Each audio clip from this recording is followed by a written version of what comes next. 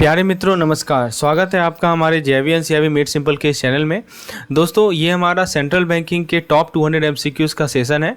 तो बेसिकली जितने भी इम्पोर्टेंट एमसीक्यूज़ हैं आपके सेंट्रल बैंकिंग के मैकमिलन बुक से, उसको मैं आपके सामने प्रस्तुत कर रहा हूं। और ये जो हमारा सेशन है इसमें आपको पूरा कंप्लीट सिलेबस का एमसीक्यूज़ आपको प्रोवाइड कर रहा हूं।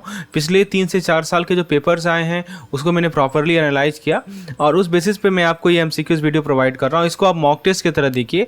आप सबसे पहले क्वेश्चन को पढ़िए, उसके अपने आंसर्स ढूंढिए, आपको क्या सही आंसर लग रहा है, और फिर मेरे एक्सप्लेनेशन को सुनिए। तो इस तरह से आप इस सेशन का सबसे बेहतरीन तरीके से इस्तेमाल कर सकते हैं।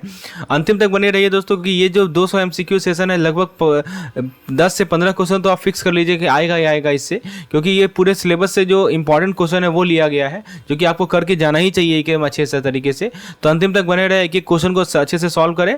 चलिए शुरुआत करते हैं। पहला सवाल आपके स्क्रीन पर है। The primary stimulus for establishing central bank and strengthening their activity in the main part of the world in the 20th century emanated from। क्या कर रहा है सवाल?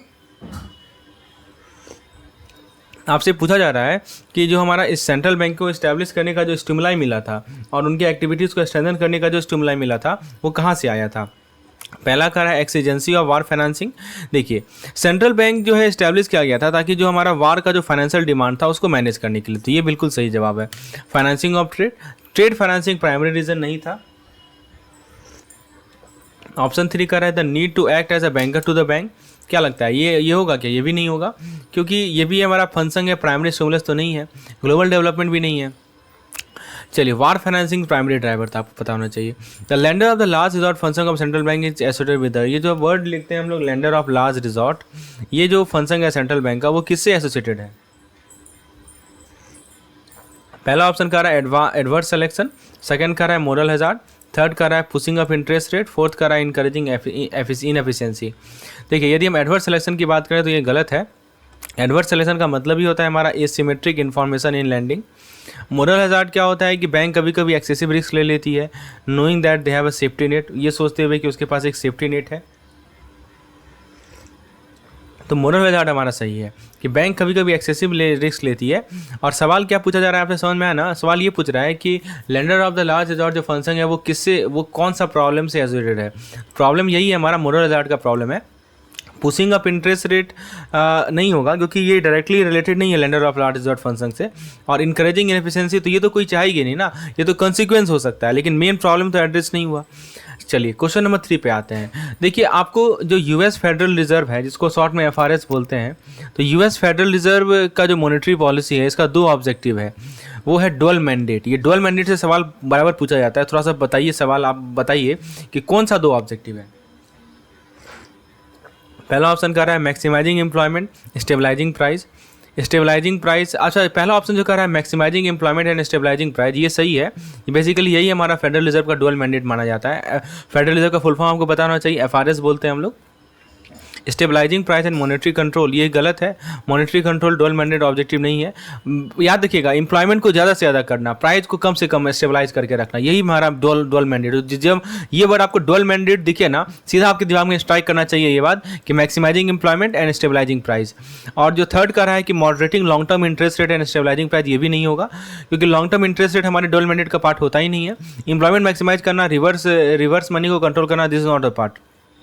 चलिए, shortly after the second world war Bundesbank in Germany was allowed to impose the following stipulation on bank. बहुत अच्छा सवाल है, इसको समझने का प्रयास कीजिए दोस्तों। मैं गारंटी ले रहा हूं कि ये 10 से 15 नंबर आपको यहां से आएगा, उससे ज़्यादा भी आ सकता है इस वीडियो से। तो एक एक चीज़ को ध्यान से सुनिए। सवाल आपसे पूछा जा रहा है कि जो बंदेसबैंक का जो सेकेंड वर्ल्ड वार होने के बाद जर्मनी में जो सेकेंड वर्ल्ड वार हुआ था, बंदेसबैंक को अलाउ किया गया कि वो स्टिपुलेशन किस में इम्पोज करे। एसएलआर गलत है, सीआरआर हाँ, ये ध्यान रखिएगा। बंदेसबैंक ने इसे कैश रिजर्व रेशियो को इम्पोज किया ताकि लिक्विडिटी को कंट्रोल कर सके। सीआरआर हमारा सही जवाब है। Option number 3 common equity to capital ratio, ये भी गलत है, और कैपिटल टू एसेट रेशियो गलत है।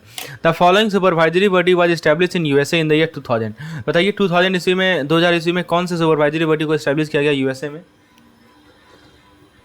FOMC नहीं, FOMC को पहले इस्टेब्लिश किया गया था। फेडरल रिजर्व सिस्टम गलत, ये भी 1913 में इस्टेब्लिश हुआ था। फेडरल रिजर्व बोर्ड, ये भी गलत है, ये हमारा पार्ट है फेडरल रिजर्व सिस्टम का। FSA सही है, FSA जो है हमारा सही है। जिसको हम लोग बोलते हैं फाइनेंशियल सर्विस अथॉरिटी। ये हमारे 2000 में इस्टेब्लिश हुआ था। तो याद रखिएगा FOMC, federal reserve board, federal reserve system, FSA क्या होता है, फाइनेंशियल सर्विस अथॉरिटी, ये करेक्ट आंसर है। बैंक डी फ्रैंक, इसको initially granted exclusively privilege grant किया गया ताकि वो बैंक नोट इशू करे, कितने अवधि के लिए बताइए। बैंक डी फ्रैंक को एक्सक्लूसिव प्रिविलेज दिया गया कि वो बैंक नोट इशू करे, तो ये बैंक नोट इशू करेगी कितने अवधि के लिए, 5 साल, 10 साल, 15 साल या 20 साल, बताइए। इसका सही जवाब है 20 साल। बैंक डी फ्रैंक को ग्रांट किया गया प्रिविलेज कि वो 20 साल के लिए ये नोटिस आपका जो बैंक नोट है वो इशू करे, ठीक है। ये सब इंपॉर्टेंट क्वेश्चंस हैं। चलिए आगे बात करते हैं हम लोग। फ्रीडमैन एंड श्वार्ट्ज ने एडवोकेट किया कि जो हमारा ग्रेट डिप्रेशन था 1930 का, वो किसका कॉन्सिक्वेंस था, बताइए। 1930 का ग्रेट डिप्रेशन किसका कॉन्सिक्वेंस था, fall in the supply of money, बिल्कुल सही बात है। वो बिलीव करते थे कि डिप्रेशन हमारे मॉनेटरी कॉन्ट्रैक्शन का कारण था, डिप्रेशन आया ही था मॉनेटरी कॉन्ट्रैक्शन के कारण। फिर बी कह रहा है कि undue expansion in money supply, ये गलत है। फॉल इन इंटरेस्ट रेट गलत है। रिडक्शन इन बैंक रेट, ये भी गलत है। सही जवाब क्या है, fall in supply of money. तो फ्रेडमैन और श्वार्ट्ज ने एडवोकेट किया कि जो ग्रेट डिप्रेशन 1930 का था उसके पीछे कारण था कि मनी सप्लाई का फॉल होना। फिर नेक्स्ट क्वेश्चन कर रहा है कि the following facility was introduced by IMF in 1967 with a view to manage global liquidity. Global liquidity को मैनेज करने के लिए कौन सा फैसिलिटी आईएमएफ के द्वारा इंट्रोड्यूस किया गया, EFF, ECF, special drawing right, पीआरजीटी। EFF होता है हमारा एक्सटेंडेड फंड फैसिलिटी, इसको बाद में लाया गया। ईसीएफ होता है हमारा एक्सटेंडेड क्रेडिट फैसिलिटी, ये अलग प्रोग्राम है। Special drawing right SDR correct है, एसडीआर लाया गया था 1967 में।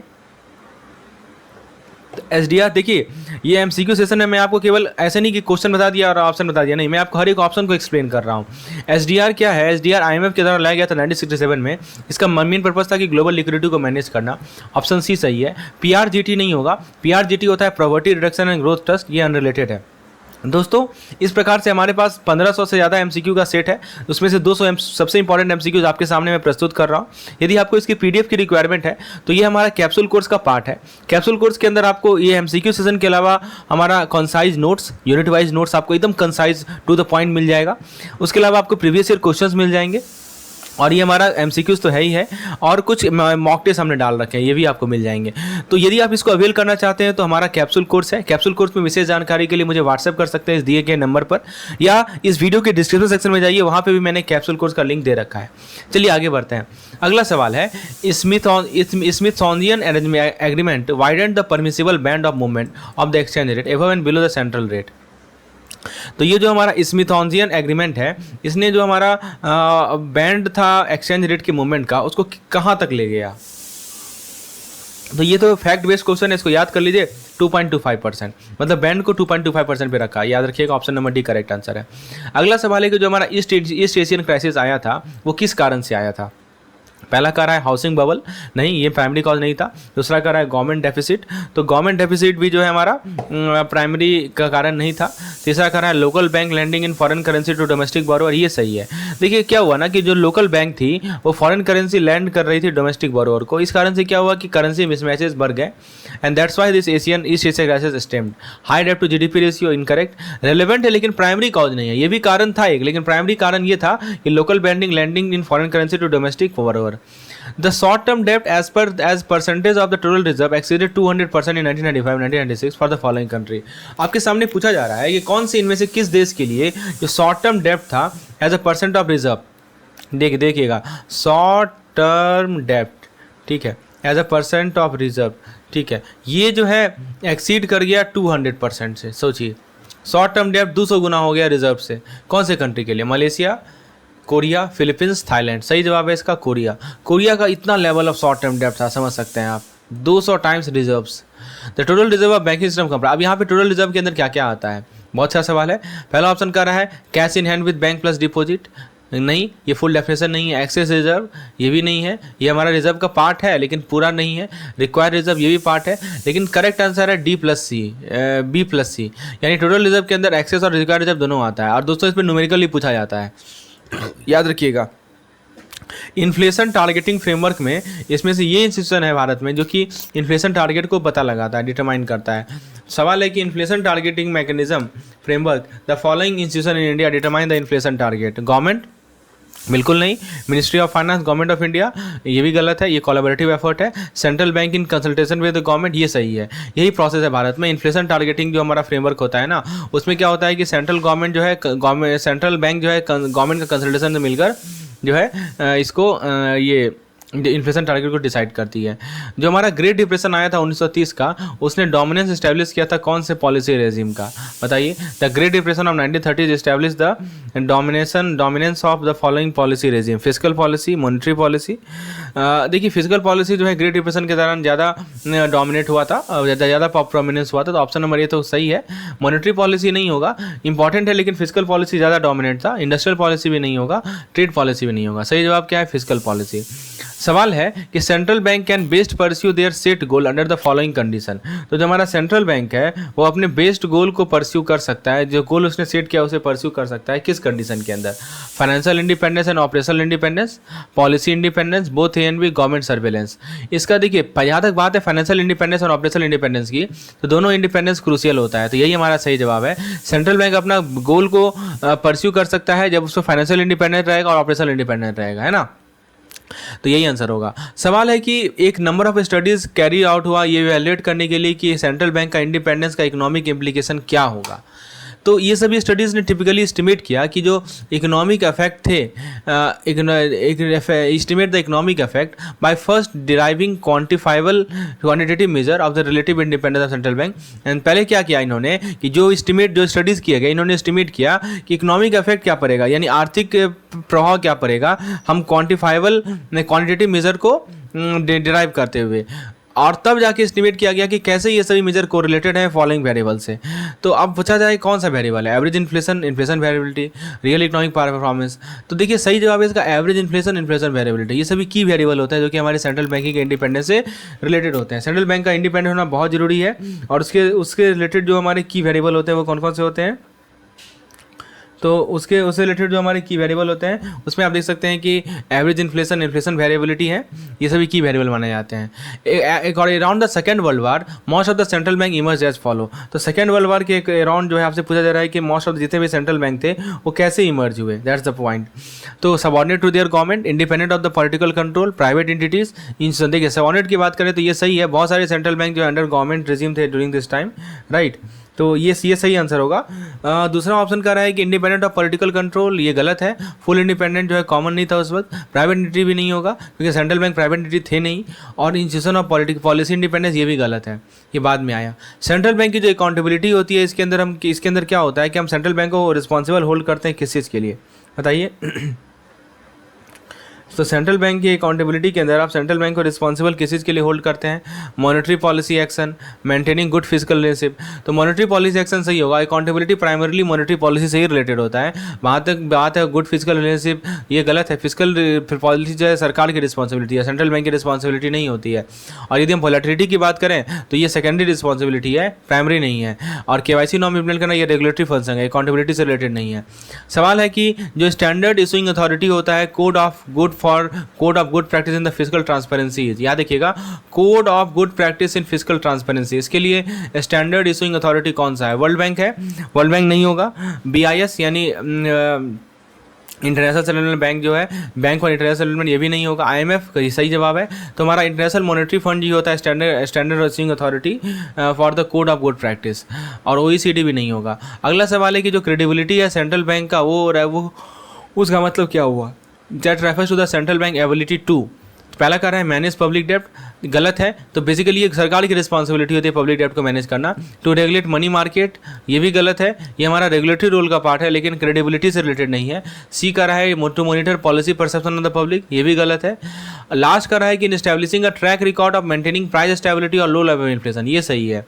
क्रेडिबिलिटी जो है इस ट्रैक रिकॉर्ड पे बिल्ड होता है, right. In a case of separate dept management unit, separate dept management unit यहाँ पे होगा, central bank would be in unique position to give advice to the former on the. तो ये central bank जो है इस सेपरेट डेप्ट management unit को कैसा एडवाइस देगी? साइज ऑफ द इशू एक ही एस्पेक्ट है, टाइमिंग ऑफ द इशू ये भी एक ही एस्पेक्ट है। Size and timing of the issue बिल्कुल सही बात है। तो सेंट्रल बैंक दोनों पे एडवाइस देगी इस डेप्ट मैनेजमेंट डिपार्टमेंट को, जो क्या है साइज यूनिट क्या है, टाइमिंग इशू क्या है, एवरीथिंग। सवाल है कि जो डेवलपिंग और इमर्जिंग इकोनॉमी में जो सेंट्रल बैंक होते हैं उन्हें एक्टिव इंटरेस्ट लेना पड़ता है फिजिकल पोजीशन में। क्यों लेना पड़ता है फिजिकल पोजीशन में एक्टिव इंटरेस्ट? क्योंकि डेफिसिट का साइज होता है ऐसा, फाइनेंसिंग का मोड होता है ऐसा।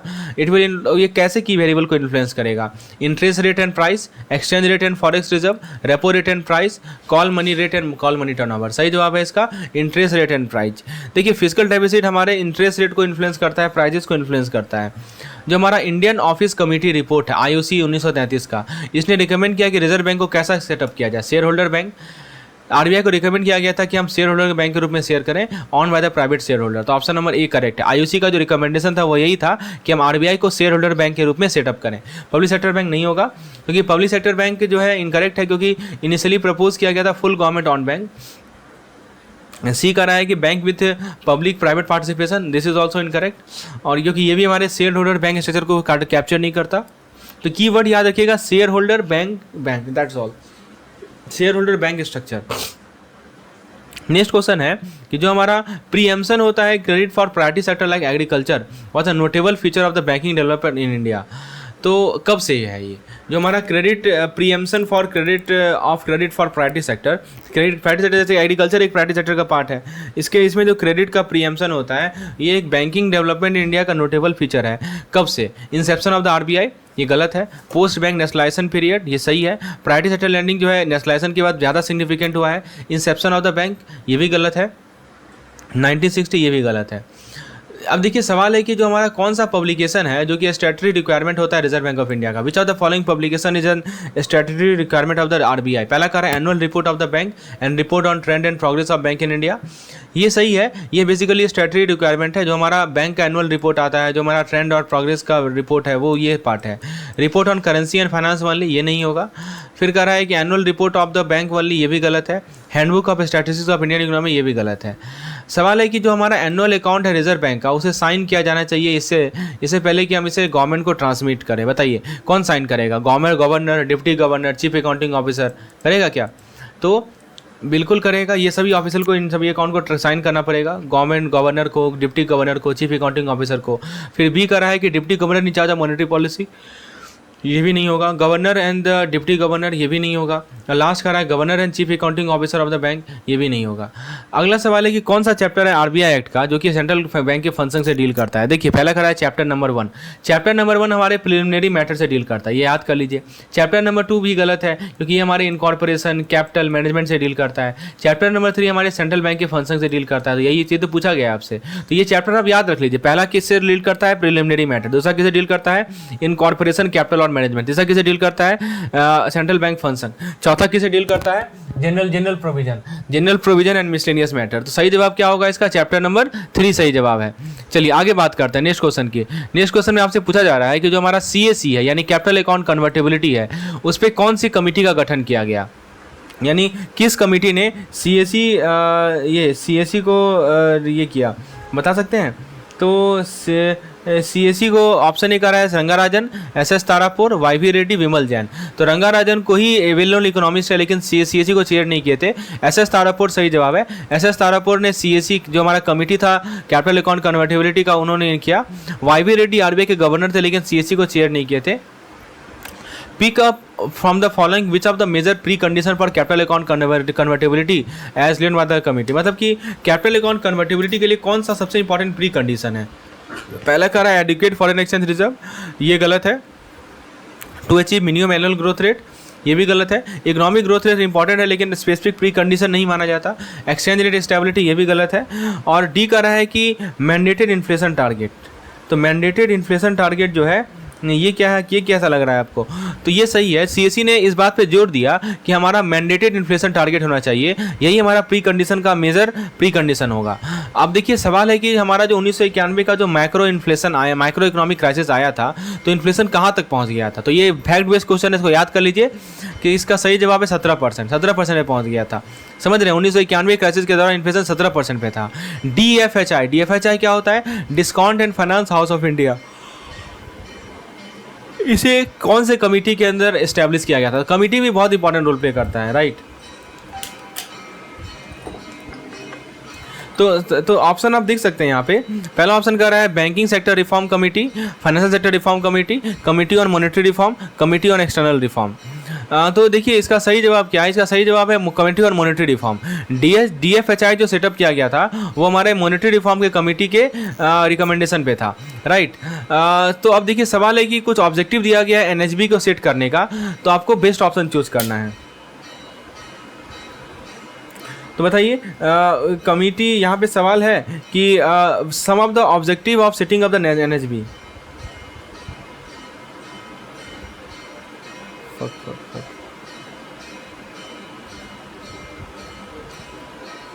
तो बताइए NHB को सेट करने का ऑब्जेक्टिव कौन सा है, आपको बेस्ट ऑप्शन चूज करना है। तो बता सकते हैं, पहला कर रहा है कि promote a sound health viable and cost effective housing finance system, ये एक ऑब्जेक्टिव है।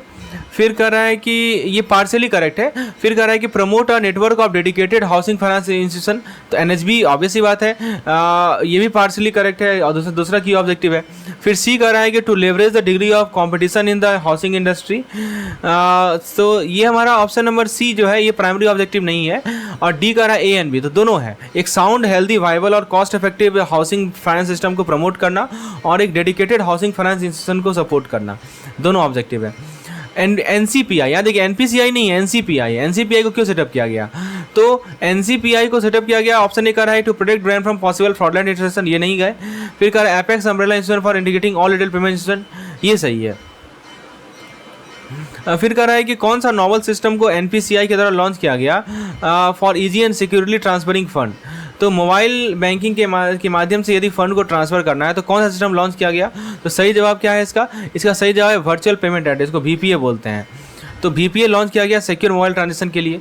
जो हमारा UN कैपिटल फंड है या UNCDF है, ये हमारे फाइनेंशियल इंक्लूजन का रिपोर्ट एविडेंस इस रिपोर्ट करता है विच इज़ कंट्रीब्यूटिंग टू, ठीक है। तो किसको कंट्रीब्यूट करता है वो, इकोनॉमिक ग्रोथ को, सही बात है। फाइनेंशियल इंक्लूजन को देखा गया है कि वो हमारे इकोनॉमिक ग्रोथ को कंट्रीब्यूट करता है, एक्सेस प्रोवाइड करता है फाइनेंशियल सर्विस के लिए अनडिजर्व पॉपुलेशन के लिए, यानी जो हमारे अनडिजर्व पॉपुलेशन है उन्हें एक्सेस प्रोवाइड करता है फाइनेंशियल सपोर्ट। इन्फ्लेशन कंट्रोल गलत है, फाइनेंशियल इंक्लूजन प्राइमरीली जो है इकोनॉमिक ग्रोथ को इन्फ्लुएंस करेगा, तो ऑप्शन नंबर ए सही होगा।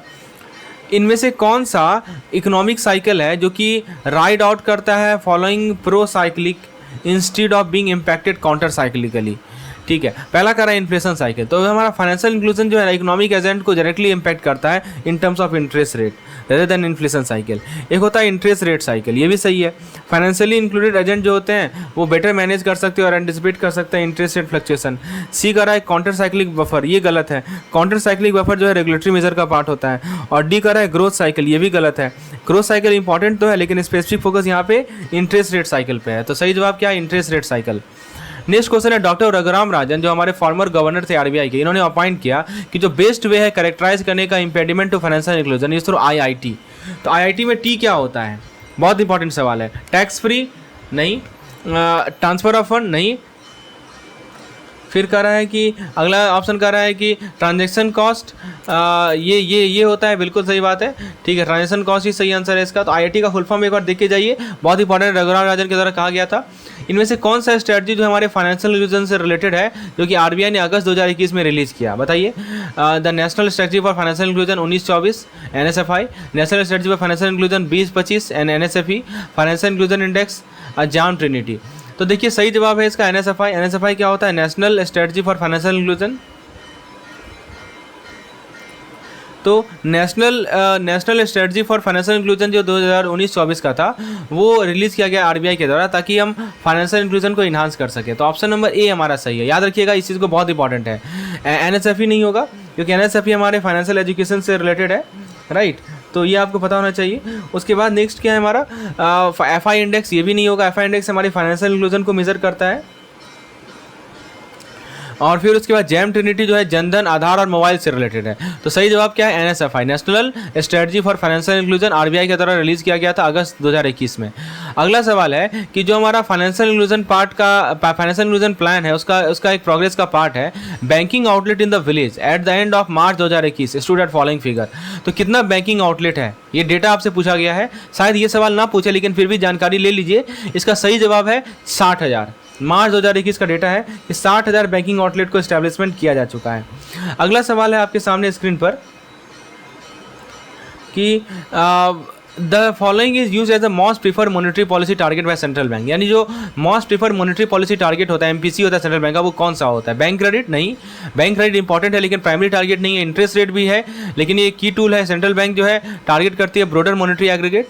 बैंक रिजर्व्स, यस ये भी गलत है। मनी सप्लाई और मनी एग्रीगेट ये सही है। सेंट्रल बैंक जो है मनी सप्लाई या मनी एग्रीगेट को यूज करती है प्राइमरी टारगेट के रूप में ताकि इन्फ्लेशन को कंट्रोल कर सके। तो ऑप्शन नंबर डी सही है। मिल्टन फ्रेडमैन के अनुसार यदि मनी सप्लाई रेट को मैनिपुलेट किया जाएगा equal to rate of growth of economy तो क्या होगा? ध्यान रखिएगा, ये बहुत इंपॉर्टेंट इकोनॉमिस्ट है मिल्टन फ्रेडमैन। तो यदि मनी सप्लाई रेट को मैनिपुलेट किया जाए कि rate of growth of economy के बराबर हो तो पहला ऑप्शन कह रहा है कि price level will be stable and inflation rate will be zero. ये सही है। फ्रेडमैन ने ये कहा था कि आप मनी सप्लाई के ग्रोथ रेट को इकोनॉमिक ग्रोथ रेट से यदि मैच करेंगे तो आपका प्राइस स्टेबल होगा, इन्फ्लेशन ना के बराबर होगा। समझ में आ रहा है? फिर बी कह रहा है कि price level will be zero but inflation will be above zero. ये गलत है, ये ऑब्वियस सी बात है क्योंकि stable money supply and economic growth rate so stabilise price, ये ऑप्शन है। ठीक है, क्वेश्चन 3 में आते हैं। Monetary policy action is characterised by, MPC में इनसाइड लेग आ गया, आउटसाइड लेग आएगा। इनसाइड लेग इनकरेक्ट है, आउटसाइड लेग भी इनकरेक्ट है, दोनों आता है इसके अंदर, इनसाइड और आउटसाइड लेग दोनों आता है। रिजर्व बैंक ने कौन सा मैकेनिज्म 1999 में लाया था लिक्विडिटी मैनेजमेंट के लिए? Interim LAF, LAF, monetary stabilisation bond और रिजर्व रिपो। सही जवाब है इसका सही जवाब है interim LAF. Interim liquidity adjustment facility जो है आरबीआई के द्वारा लाया गया था 1999 में। अगला सवाल है टेलर्स रूल। टेलर्स रूल जो था पॉलिसी रेट को सेट करने का, वो किस पे डिपेंड करता है? इक्विलिब्रियम रेट ऑफ इंटरेस्ट पे, divergence of actual inflation rate from the target rate of inflation and actual gross domestic income from potential GDP. फिर कर रहा है deviation of the actual inflation from the targeted inflation, और last कर रहा है deviation of actual interest from equilibrium interest rate. देखिए tailors rule बहुत इंपॉर्टेंट है। टेलर्स रूल किस पे डिपेंड करता है कि जो हमारा डाइवर्जेंस है, डाइवर्जेंस होता है एक्चुअल इन्फ्लेशन रेट का टारगेट। हमने इतना टारगेट सेट किया था इन्फ्लेशन का लेकिन एक्चुअली इतना डाइवर्ज हुआ, उस पर फोकस करता है। ठीक है, ये ध्यान रखना है। और जो एक्चुअल जीडीआई हमने सेट किया था और जो पोटेंशियल जीडीआई है, जीडीपी है, उस पर फोकस करता है। जो 3 एक्सटर्नल मेंबर होते हैं एमपीसी का, वो कितने साल के लिए ऑफिस को होल्ड करते हैं? 5 साल, 4 साल, 3 साल, 1 साल। सही जवाब है इसका 3 साल। याद रखिएगा, एक्सटर्नल मेंबर जो है ऑफिस को 3 साल के लिए होल्ड करते हैं। और भी मेंबर के कितना ड्यूरेशन है वो भी आप देख लीजिए। जो सेंट्रल गवर्नमेंट होता है रिजर्व बैंक के कंसल्टेशन में, इसने कितना इन्फ्लेशन टारगेट को नोटिफाइड किया? ये सवाल कम पूछने का चांस है क्योंकि ये जो है टाइम टू टाइम वेरी करते रहता है। चलिए अगला सवाल देखते हैं। The policy instrument use for the implementation of monetary and credit policy are. देखिए, एक है हमारा मॉनेटरी पॉलिसी, एक है हमारा क्रेडिट पॉलिसी।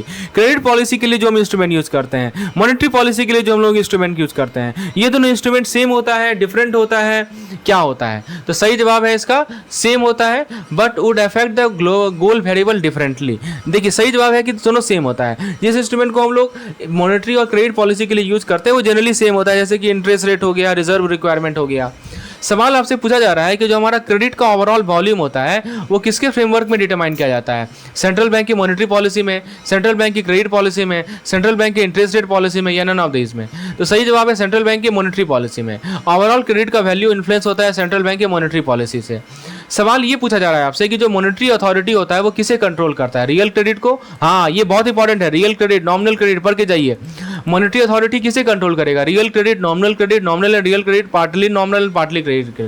ऑप्शन ए कर रहा है रियल क्रेडिट, ये गलत है। रियल क्रेडिट को हम लोग इन्फ्लेशन से एडजस्ट करते हैं और ये डायरेक्टली मॉनेटरी अथॉरिटी के द्वारा कंट्रोल नहीं किया जाता। नॉमिनल क्रेडिट सही है, मॉनेटरी अथॉरिटी जो है नॉमिनल क्रेडिट को कंट्रोल करती है। तो ऑप्शन नंबर बी क्या होगा हमारा? सही होगा। ठीक है, चलिए आगे हम लोग बात करते हैं नेक्स्ट क्वेश्चन की। नेक्स्ट क्वेश्चन है हमारा कि जो क्रेडिट एलोकेशन मैकेनिज्म है वो कौन से वो क्लोजली फ्रॉम द फॉलोइंग, तो क्या फॉलो करता है? Financial planning undertaking under the 5 year plan. तो देखिए ये गलत है क्योंकि एलोकेशन जो है हमारी फिजिकल प्लानिंग से रिलेटेड है। फिजिकल प्लानिंग, यस ये करेक्ट है। क्रेडिट एलोकेशन जो है फिजिकल प्लानिंग गोल को फॉलो करता है जो कि हमने 5 ईयर प्लान में सेट किया था, याद रखिएगा।